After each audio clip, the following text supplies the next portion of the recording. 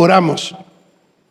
Dios, queremos darte gracias en esta mañana por tu amor, por tu misericordia, por tu gracia. Queremos, Señor, pedirte que al abrir tu palabra, seas tú quien siembres la semilla en nuestro corazón. Pongas en nuestra vida esa disposición, no solamente de entenderla, sino también de obedecerla y practicarla. Porque esto es importante.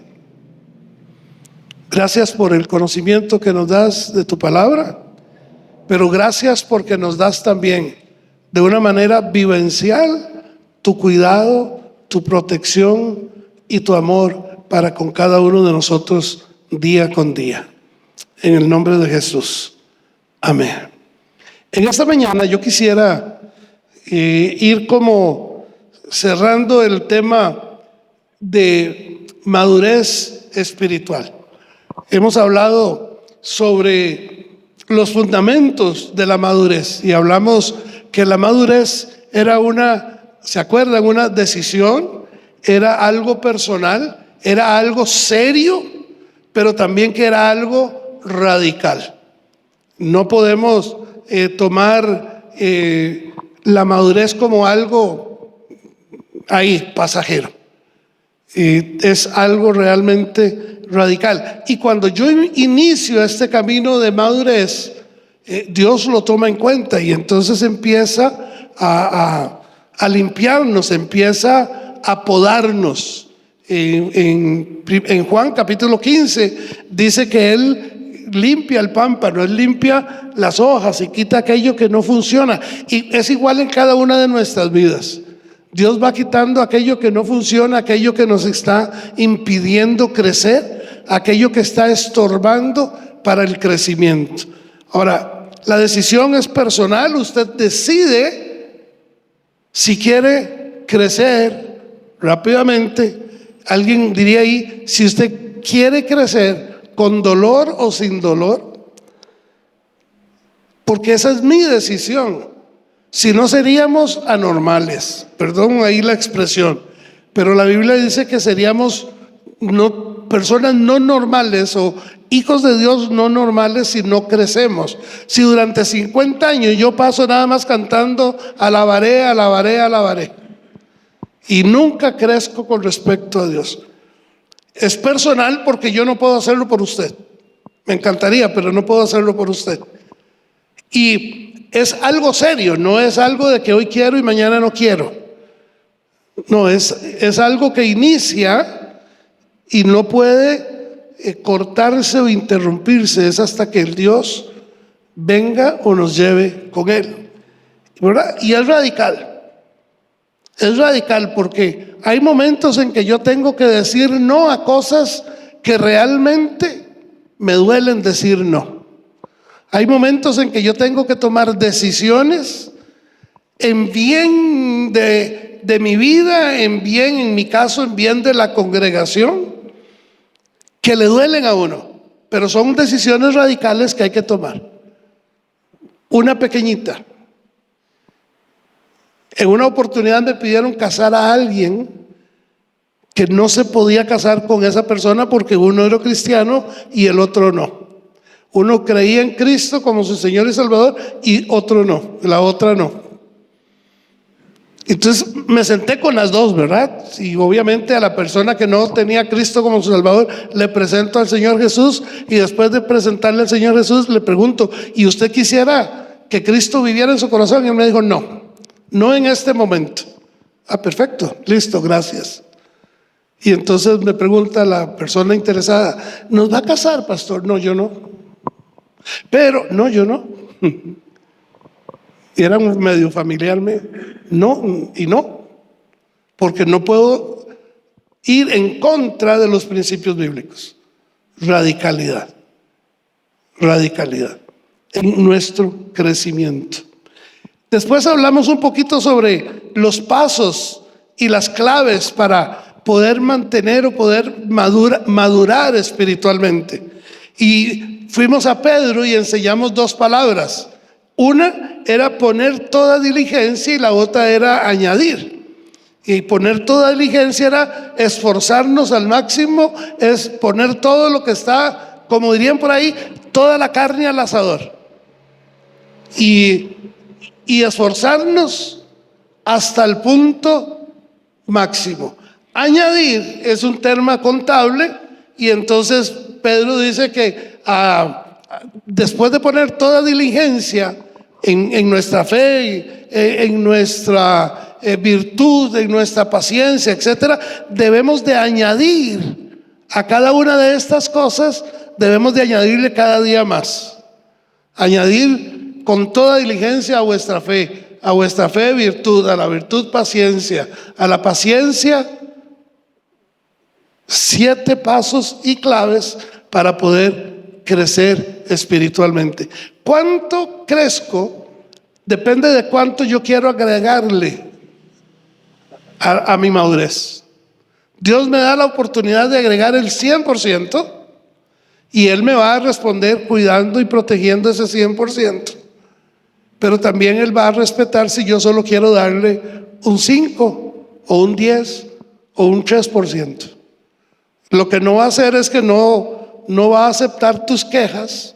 Si ves a otros que están madurando más rápidamente que vos, si ves que Dios le está respondiendo con más prontitud a otros que a usted, Dios le va a decir: sí, pero Él está creciendo, usted está estancado. Estamos. Esto es madurez. Ahora, en la madurez pues está lo contrario. O somos maduros o somos inmaduros. La Biblia lo nombra de una manera, nombra de niños espirituales y de personas maduras espiritualmente. Entonces, o infantes inmaduros o personas maduras en el Evangelio.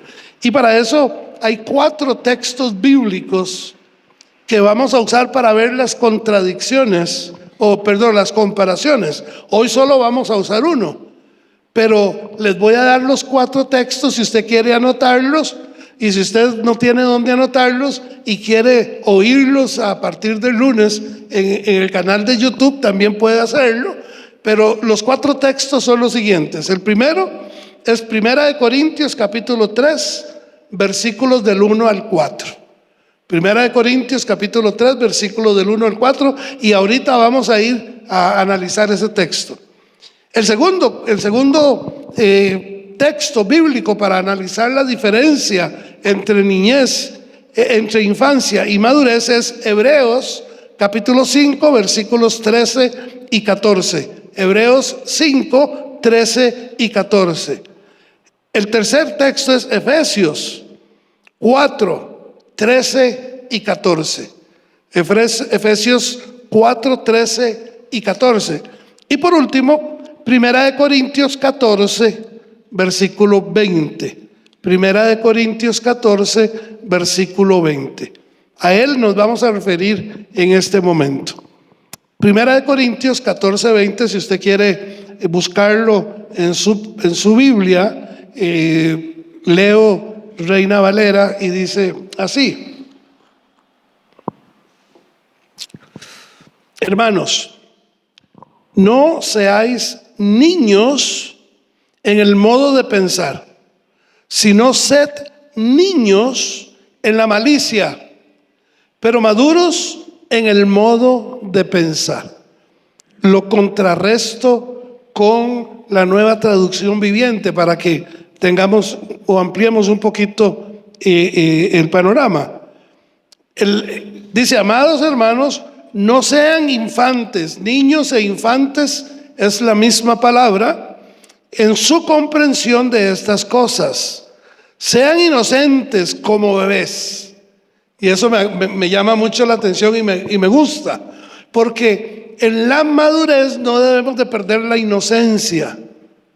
Siendo maduros no debemos de perder la inocencia y volvernos, no sé, como aquellas personas que andan siempre a la defensa.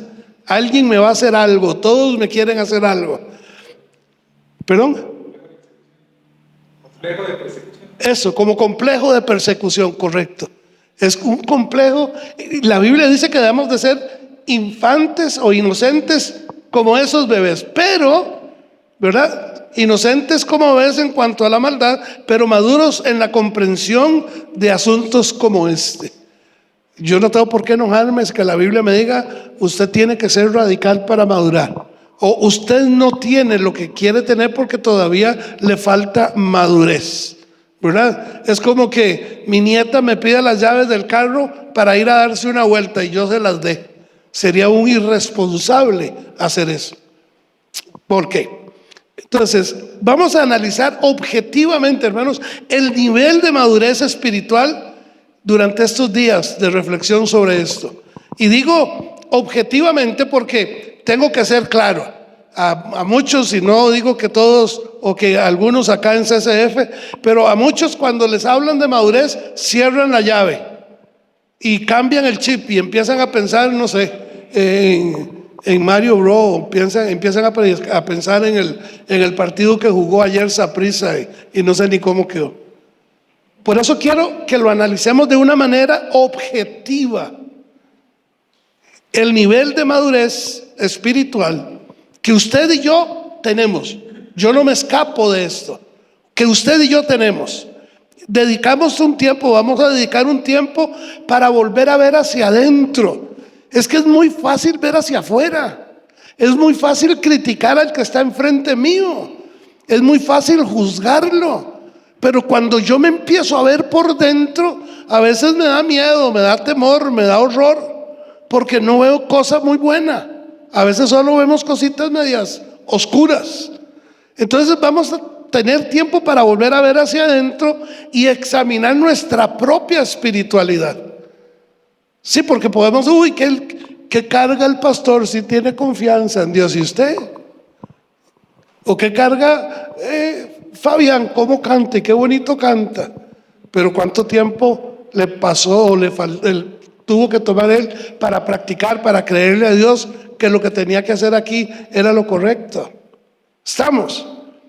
Haremos el intento de mencionar con claridad lo que las Escrituras enseñan sobre la diferencia entre madurez e inmadurez, entre ser una persona madura, un hijo de Dios maduro, un hijo de Dios inmaduro.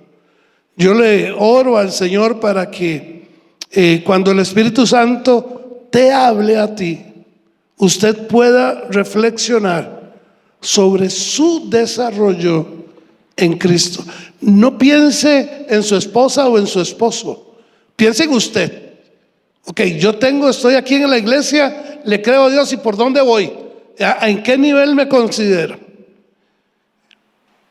Este es un viaje de evaluación espiritual personal. No es para juzgar a nadie.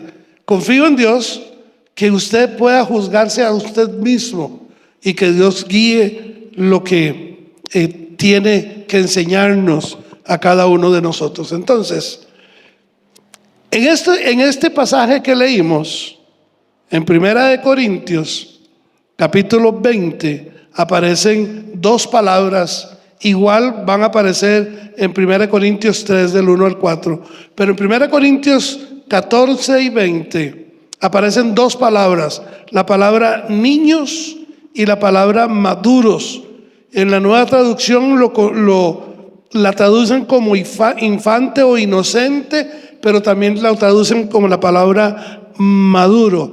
Ahora, antes de eso, vamos un momentito a 1 Corintios capítulo 3, versículo 1, 2 y 3. 1 Corintios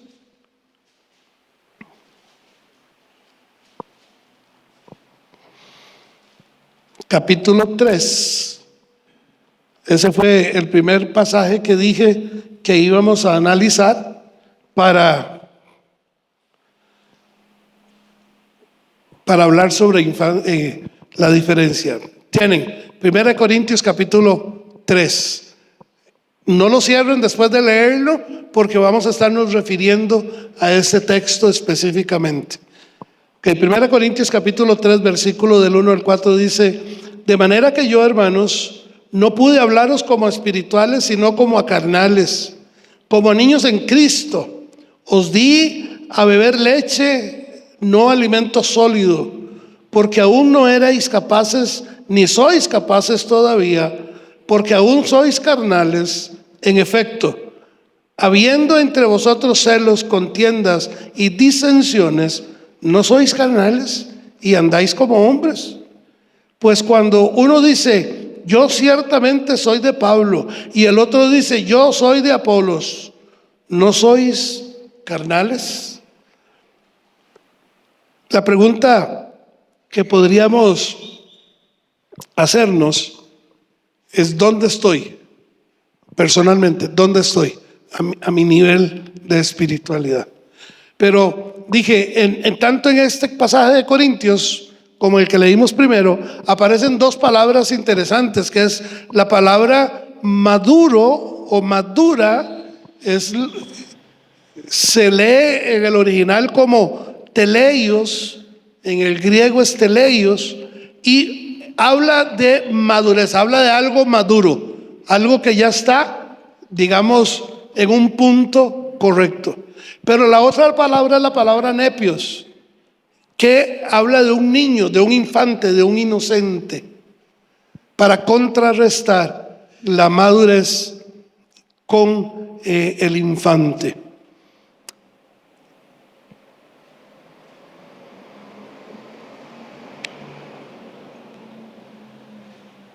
Ahora, vamos a contrarrestar, vamos a tratar de pensar, o vamos a ir a pensar en esta parte de la inmadurez y la madurez. Yo no quiero que pensemos que una cosa es buena y la otra es mala. No. No es que el inmaduro es malo y el maduro es bueno. No.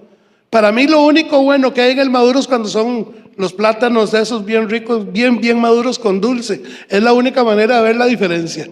Pero de en adelante, pensar en que soy maduro o soy inmaduro o en algún grado de madurez no significa que soy bueno o soy malo.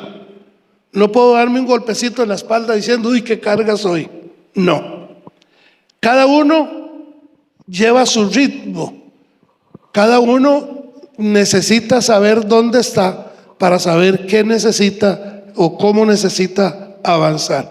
Todos tomamos un primer paso en la madurez, cuando por primera vez decidimos que Cristo fuera mi Señor y mi Salvador. Esa fue la puerta abierta, esa fue abrir la puerta al proceso de vida. Porque el ser hijo de Dios, a diferencia del cristianismo, el cristianismo habla de venir a Cristo, oír a Cristo, hablar de Cristo, pero no habla de vivir como Cristo. Simple y sencillamente son cristianos evangélicos o de alguna otra denominación. Pero Jesús vino a establecer su reino, a formar a sus hijos. A formar a sus hijos. Entonces, en el momento en que yo decido abrir mi corazón para que Él entre a mi vida como mi Señor y como mi Salvador, se abre una puerta de crecimiento. Y el que toma la iniciativa de empezar a crecer o no, es usted. Ok, digamos que todos en esta mañana ya dimos el primer paso. Todos tenemos a Cristo como nuestro Señor y Salvador en nuestra vida. Él es nuestro Dios. Sí, amén. Si no es así, búsqueme al final de la predicación y hablamos un poquito sobre eso. Si usted no tiene esa seguridad, búsqueme y hablemos. Estos pasajes van a contrastar esto. La infancia o la inmadurez espiritual con la madurez espiritual. Uno no debe permanecer en un estado de niñez espiritual. Ningún hijo de Dios puede aceptarlo a Él como su Señor y Salvador y cruzarse de brazos y quedarse ahí en la misma en el mismo espacio, ninguno. Todos necesitamos crecer. Ahora, la pregunta es, ¿cuánto tiempo has conocido al Señor? ¿Por cuánto tiempo has conocido al Señor? Y tal vez usted mismo piensa que su vida a nivel espiritual es como, anda como en una neblina, no hay nada claro, no hay mucha visión más allá. Y yo sé que Él es mi Dios, yo sé que es mi Salvador, yo sé que, pero hay como una neblina y no logro enfocar o no logro saber o entender con claridad qué es lo que Dios quiere que yo haga. En estos pasajes vamos a ir buscando ahí. La primera pregunta importante antes de, ¿cómo paso yo de la inmadurez a la madurez? ¿Cómo? ¿Cómo hago yo ese pase? ¿Cómo sé yo cuándo puedo avanzar o que estoy avanzando? Romanos 12, 1 y 2. Si usted puede ir conmigo, Romanos 12, 1 y 2. Romanos 12, 1 y 2 es interesante, nos da una primera idea. Dice, así que hermanos, os ruego por las misericordias de Dios que presentéis vuestros cuerpos en sacrificio vivo, santo, agradable a Dios. ¿Qué es lo primero que yo tengo que hacer? Presentarme. Hola Jesús, yo soy Tony. Y yo quiero que usted use mi vida para tu gloria. Ahora, esto es muy profundo y no lo voy a desarrollar porque lo hemos dicho muchas veces. El presentarme es decirle, Señor, haz conmigo lo que tú quieras. Dejo carta abierta. Te doy autoridad total para que tú hagas en mi vida lo que tú quieres hacer. Es lo primero, el primer paso para poder aprender a crecer. Aquí estoy. Es como ir a la escuela, al primer grado, ¿verdad? Usted llega al primer grado y se presenta, la teacher o la niña, no sé cómo lo dicen ahora, pero yo soy, ella dice, yo soy la teacher tal, y usted le dice, yo soy Tony. Y ahí empieza un proceso de escuela, ¿verdad? Lo segundo,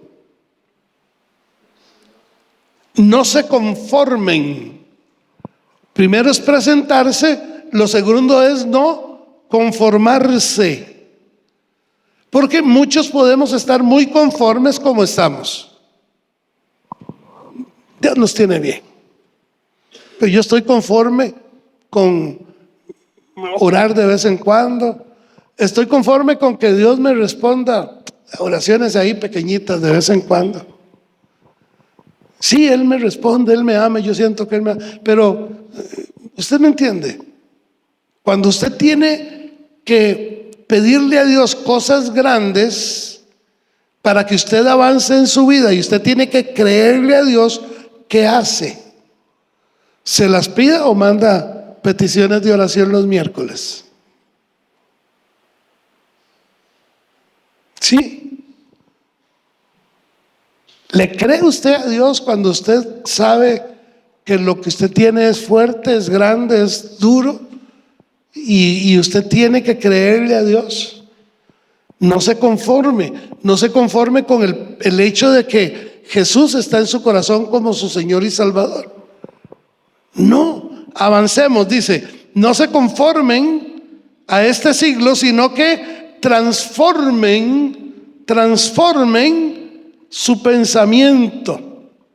Transfórmense por medio de la renovación de vuestro entendimiento. Ok, yo vengo del mundo y el mundo lo único que me dice es que yo estoy en pecado, que yo estoy muerto, que no tengo vida eterna, que no tengo suerte, que no tengo esto, que no puedo hacer aquí o no puedo hacer allá. El mundo no quiere que yo vea a Dios. El mundo y la carne me cegan para ver a Dios. Primero tengo que transformar eso. Primero tengo que entender que yo no tengo suerte. Por ejemplo, tengo un Dios que me provee. Yo no necesito la Junta de Protección Social para que Dios me provea. No necesito de la suerte para encontrarme un billete de 50,000 colones en la calle para que Dios me provea. Yo no necesito de ningún tipo de menjurgia para poder sanarme. Dios puede sanarme. Yo puedo creer eso. Pero el mundo me dice que eso es imposible. Ahora, la Biblia dice que para yo crecer, lo primero es que yo me presento y lo segundo es que yo no me conformo a este mundo. Yo no me conformo a este siglo, sino que renuevo mi pensamiento para entender, o al entender que la voluntad de Dios es, que dice, agradable y perfecta. Entonces quiere decir que si yo le digo, Señor, haz tu voluntad, y su voluntad fue partirme el muslo en 2 pedazos, eso es agradable y perfecto. Y yo tengo que darle gracias a Dios.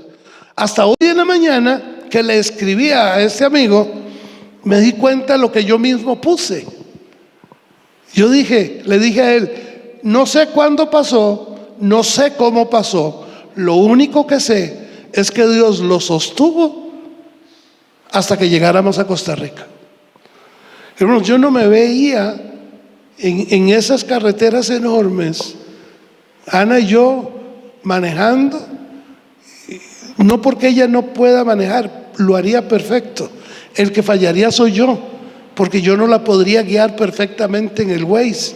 Es muy probable que si yo estuviera guiándola a ella para dar vueltas, todavía estuviéramos dando vueltas en Dallas, en algún lado, en Houston. ¿Me voy a entender?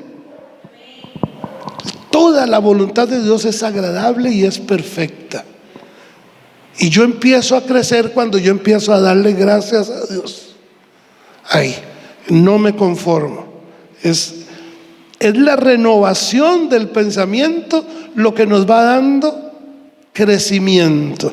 Es entender que cuando Dios dice, o la palabra de Dios dice, que Él es mi proveedor, que Él es Jehová Jireh, que Él es Jehová Rafa, que Él es el sanador, que Él es el proveedor, que Él es el que me cuida, yo entiendo con claridad y me someto a eso.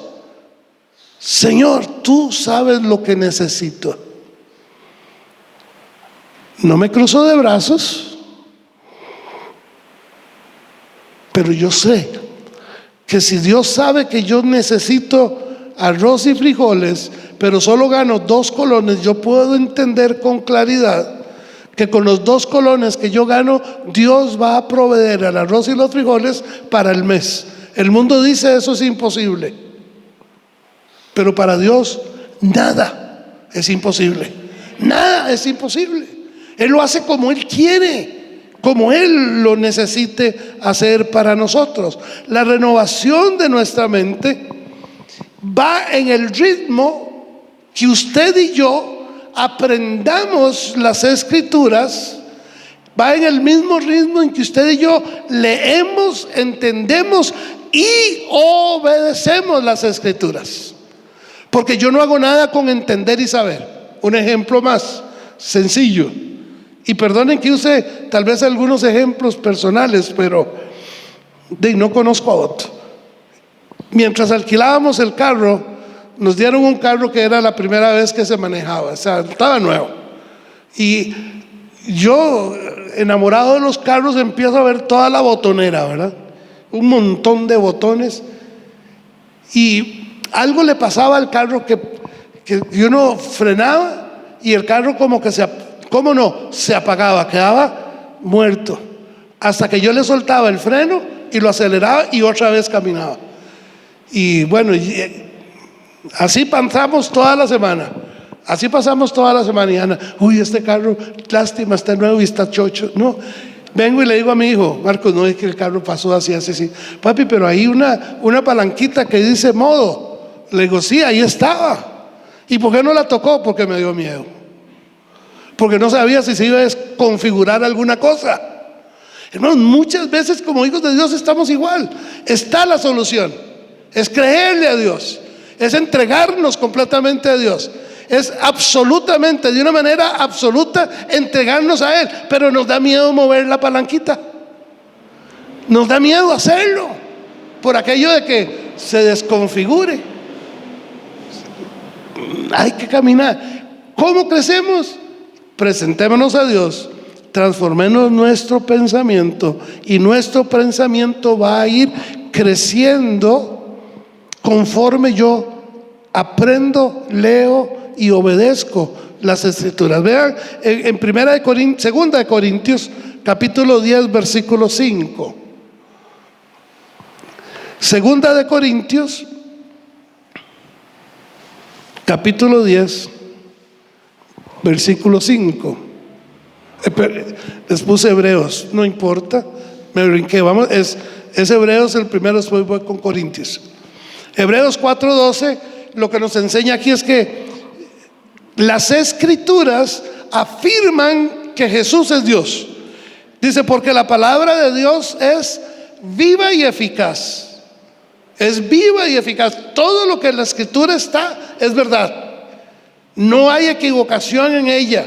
No hay error en ella.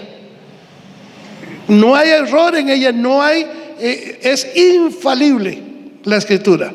Entonces, porque la palabra de Dios es viva y eficaz, más cortante que toda espada de dos filos, y penetra hasta partir el alma y el espíritu, las coyunturas y los tuétanos, y discierne los pensamientos y las intenciones de tu corazón.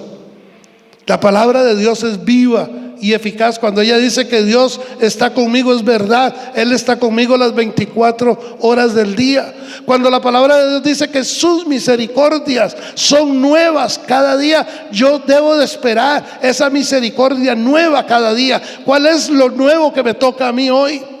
Cuando dice que es eficaz, puedo entender que si su palabra dice que Él es poderoso para guardarnos de toda maldad, para cuidarnos en todo momento, yo puedo dormir seguro, sin alarma, sin cámara, sin un doble candado. Puedo dormir seguro de que Él es el que me cuida, aunque el barrio sea el más inseguro, aunque en medio de donde yo viva lo único que hay es muerte y destrucción.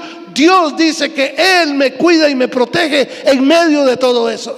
Como hijo de Dios yo debo creerlo. Es viva y es eficaz. Pero no solamente penetra, es que penetra hasta partir el alma. Va más allá de solo mi pensamiento.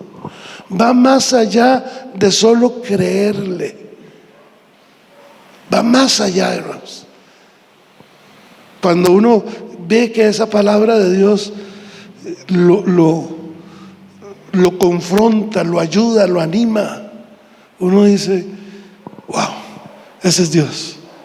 Y discierne, vea qué lindo, discierne las intenciones, los pensamientos y las intenciones del corazón.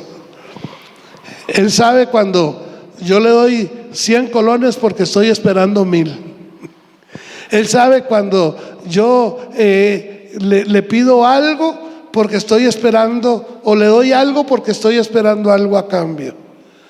Él sabe cuando mi intención realmente es solo adorarle y exaltarlo.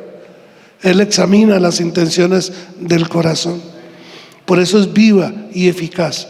Por lo tanto, nosotros, hermanos, que para poder empezar a cambiar de inmaduros a maduros, debemos de renovar nuestro pensamiento. Debemos de transformarnos a través de su palabra, no solamente conociéndola, sino obedeciéndola, practicándola, haciéndola viva en nuestra vida.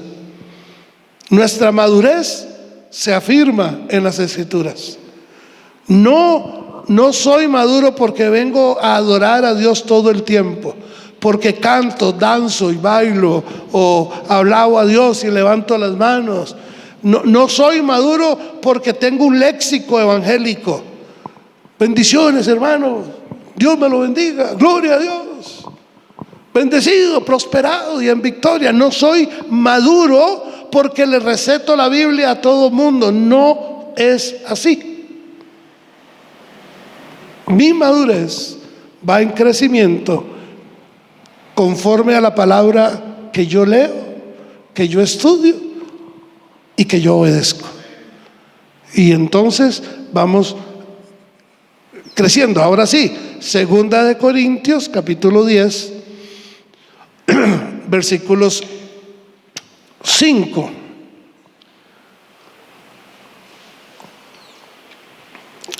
La Escritura afirma al Hijo de Dios, pero también la Escritura instruye o nos instruye a nosotros. Dice el versículo 5: derribando argumentos y toda altivez que se levanta contra el conocimiento de Dios, y llevando cautivo todo pensamiento a la obediencia de Cristo. Todo argumento. Hace poco me llegó un video de una predicación de Jesús Adrián Romero, en donde él habla de Eros y de Tananos o Trananos, dos nombres raros. Bueno, Eros sí es conocido, el otro no. Y él dice que el mundo está regido por esas dos fuerzas, por esas dos influencias. Eros es algo parecido a Dios, aunque viene de la palabra erótica, o tiene que ver con esto, pero él habla de que esa influencia ya no habla de Dios, ya no dice que Dios es el que, ahora dice que son fuerzas que me guían o a Dios o me alejan de Dios, y que uno es lo similar a Dios y el otro es lo similar a lo malo, al pecado. Yo debo de derribar todas estas cosas, hermanos. Aquel que me dice, vea, es que Dios necesita muletas para sanarlo, es que Dios necesita la ayuda de X o Y para poder proveerle. No, hermanos, Dios no necesita ayuda de nadie. Dios lo que necesita es que yo le crea.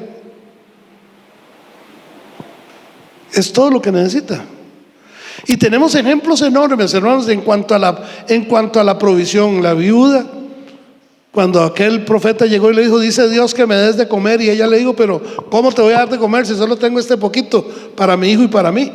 Y el profeta atrevido le dijo, no, dame primero a mí, y dice Dios que nunca te va a faltar nada. ¿Y qué hizo la viuda? Le dio. ¿Y cuánto le faltó? Nada. Es transformar nuestro pensamiento. Usted puede decidir creerle al mundo o creerle a Dios. Usted puede tomar la decisión de seguir pensando como el mundo piensa, y entonces dejar a un lado a Dios, o decido creerle a Dios y entregarme mi vida completa a Él, de una manera práctica, de una manera real, y empezar a crecer. No estoy diciendo que usted no lo haya hecho, por eso dije, no es bueno, no es malo. Usted sí puede en este momento estar pensando, ¿en dónde estoy yo parado? ¿En dónde yo estoy parado en este momento? En mi vida espiritual, ¿en dónde estoy? ¿Qué pasaría si aparece o si surgiera alguna dificultad en este momento en su vida? ¿Seguirías creyéndole a Dios? ¿O buscarías cómo salir en carrera a solucionar el problema?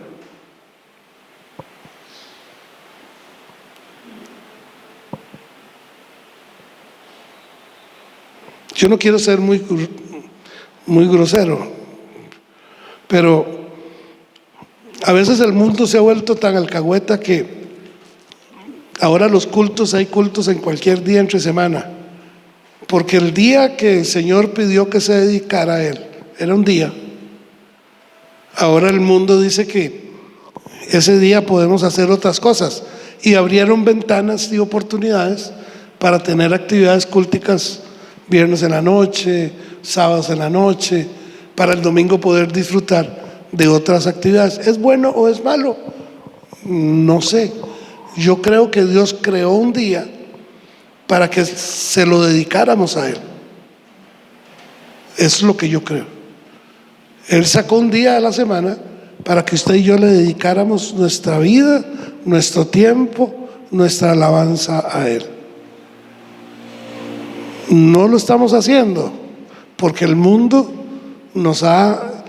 se ha encargado de hacer un montón de actividades donde nos inducen a hacerlas. Pero yo soy el que defino qué creo. Yo. ¿Es bueno o es malo? No. Es usted el que define. Simplemente es usted el que define. Entonces, hay cosas que son importantes. Lo primero que dijimos es que debemos de presentar nuestro cuerpo en sacrificio vivo, santo, agradable a Dios. Es lo primero. Y como dicen por ahí los pachuquillos, y a ver qué pasa. Hermanos, la vida cristiana, la vida del Hijo de Dios, es una vida, yo digo que de altibajos, porque Dios necesita probarme. Aunque Él conoce mi corazón, Él necesita que yo entienda cuál es mi corazón, y que muchas veces soy de aquí para allá, pero Él necesita el extracto, la esencia mía, y para eso necesita darnos algunas probaditas. Y yo necesito creerle a Dios que cada vez que Él me prueba, es porque tiene algo mejor para dar. Minerva, ¿ustedes se acuerdan? ¿Quiénes se acuerdan de Minerva? El año pasado vinieron un grupo de mexicanas y estuvieron con nosotros un diciembre. Mine era la directora de ese grupo. Hace 3 meses más o menos, por el lado de Corpus Christi, andaba evangelizando, andaba en un proyecto misionero. Se levantó una nube de polvo y a todas las que estaban ahí le sopló en el viento, en el aire, pero a ella le entró una bacteria en un ojo, en el ojo derecho. Tiene 3 meses de casi no ver. Le tuvieron que operar la córnea, le tuvieron que cambiar la córnea, se le hizo un hongo, se le formó una bacteria. Cuando la vimos la semana pasada, andaba como el pirata Morgan, le decía yo. Y ella me decía, Tony, y nos decía a Ana y a mí, Tony, es que he estado chineada por Dios. Y entonces en el hospital, cuando he estado ahí en la sala de operación, a veces la gente pregunta a Dios y dice que ella se recostaba a la cama y le decía, ay Dios, es que si yo no tuviera esto del ojo, yo sí podría hablarle, pero ahorita tengo en el ojo. Y que muy claramente Dios le dijo, pero sabe, lo que tenés afectado es el ojo, no la boca. Habla. ¿Qué te impide hablar? Lo que tienes malo es el ojo. Y dice que ella le sintió como una bofetada, ¿verdad? Y que dijo, ok, padre, está bien, voy a hablar. Y en otra oportunidad alguien tenía que ir ella a caminar y, Dios, es que mi ojo, yo no puedo. Pero mira, lo que tienes es tu ojo malo. Las manos y los pies y la boca están buenas. Vaya, hable. A veces nosotros, hermanos, no sé si necesitamos algo así. algún tipo de empujón para entender qué clase de hijos de Dios somos. ¿Qué hijo de Dios soy yo? A mí me aflige un poco ver por poca gente, pero no estamos por la gente. Yo prefiero a ustedes y a algún montón de gente más con la capacidad y con el entendimiento de querer crecer y no tener este edificio a reventar. Pero una cosa es lo que hacen aquí y después de aquella puerta para allá se van y no sabemos quiénes son. Dios quiere que seamos hijos de Dios, maduros, no personas inmaduras. Hay 3 características en los niños espirituales que veremos la próxima semana, si Dios lo permite. 3 características de un niño espiritual para contrarrestarlas contra las características de una persona madura. Mientras tanto, yo le dejo Romanos capítulo 1 y 2 a la memoria, para que usted lo pueda leer en su casa y verlo. Así que, hermanos, os ruego por las misericordias de Dios que presentéis vuestros cuerpos en sacrificio vivo, santo, agradable a Dios, que es vuestro culto racional. No os conforméis a este siglo, sino transformaos por medio de la renovación de vuestro entendimiento, para que comprobéis cuál sea la buena voluntad de Dios, agradable y perfecta. Como hijos de Dios, nuestra meta siempre debe ser la gloria de Dios. Como hijos de Dios, nuestra meta siempre deberá de ser la gloria de Dios. Que Él se lleve la gloria. No lo carga que yo pueda hacer. Que Él se lleve la gloria. Oramos. Señor, gracias por tu amor, gracias por tu misericordia. Gracias, Dios, porque como hijos tuyos podemos adorarte y exaltarte. Queremos crecer hasta parecernos cada día más a ti, Señor. Que sea nuestra meta. Es mi meta. Yo creo, Señor, y quiero que tú nos guíes a cada uno de nosotros a ponernos metas. Sí entendemos que tú quieres que seamos como tu Hijo Jesús, pero no lo lograremos de la noche a la mañana. Ayúdanos a fijar metas para ir creciendo para tu gloria y para tu honra. En el nombre de Jesús. Amén.